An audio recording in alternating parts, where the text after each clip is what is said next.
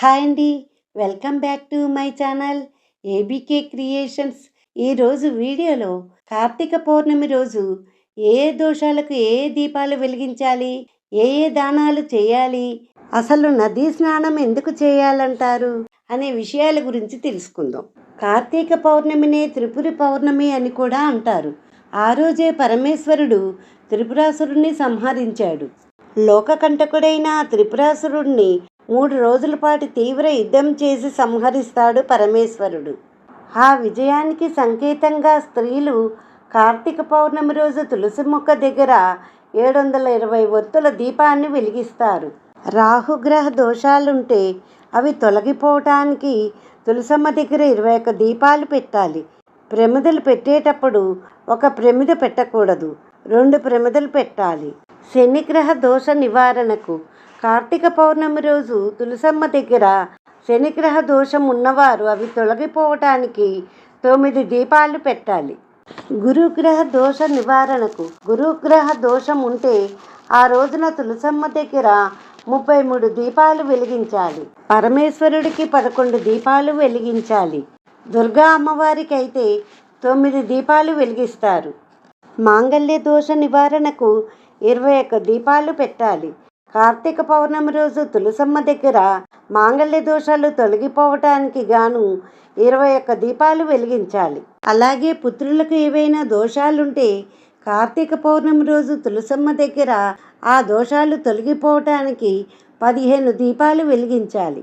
అన్ని రకాల సర్పదోషాలు తొలగిపోవటానికి ఆ రోజున తులసమ్మ దగ్గర 48 దీపాలు వెలిగించాలి. దీనివలన సర్పదోషాలు తొలగిపోతాయి. కలత్ర దోష నివారణకు కార్తీక పౌర్ణమి రోజు తులసమ్మ దగ్గర 108 దీపాలు వెలిగించాలి.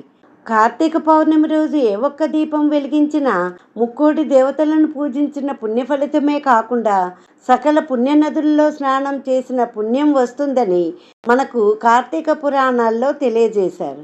అందుకే దీపాన్ని పరబ్రహ్మ స్వరూపంగా భావిస్తారు. దీపం జ్యోతి పరబ్రహ్మ దీపం సర్వతమోపహం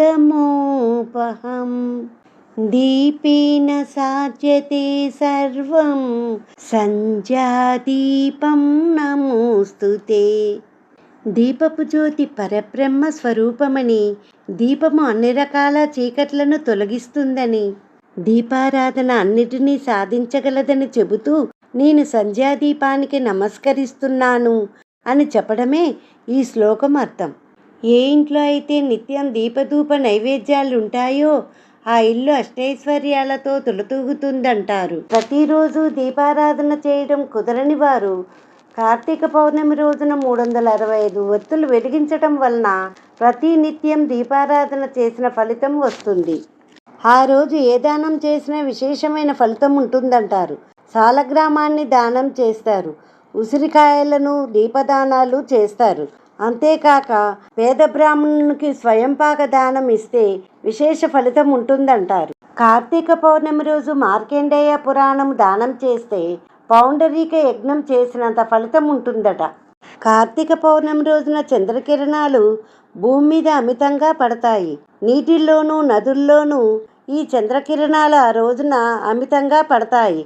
అందువల్లే ఆ రోజు నదీ స్నానం చేయాలంటారు. ఎందుకంటే చంద్రుని యొక్క ప్రభావము నీటి మీద ఎక్కువగా ఉంటుంది కాబట్టి. ఈ కార్తీక పౌర్ణమి రోజున ప్రదోషకాలంలో దీపదానం చేయాలి. ఈ రోజున కార్తికేయ స్వామిని స్మరించుకుంటారు.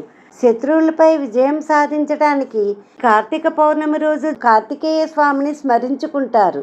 ఈ కార్తీక పౌర్ణమి రోజు జ్వాలాతోరణం చేస్తారు. స్వామి అమ్మవార్లను పల్లకిలో ఊరేగిస్తూ జ్వాలాతోరణం నిర్వహిస్తారు.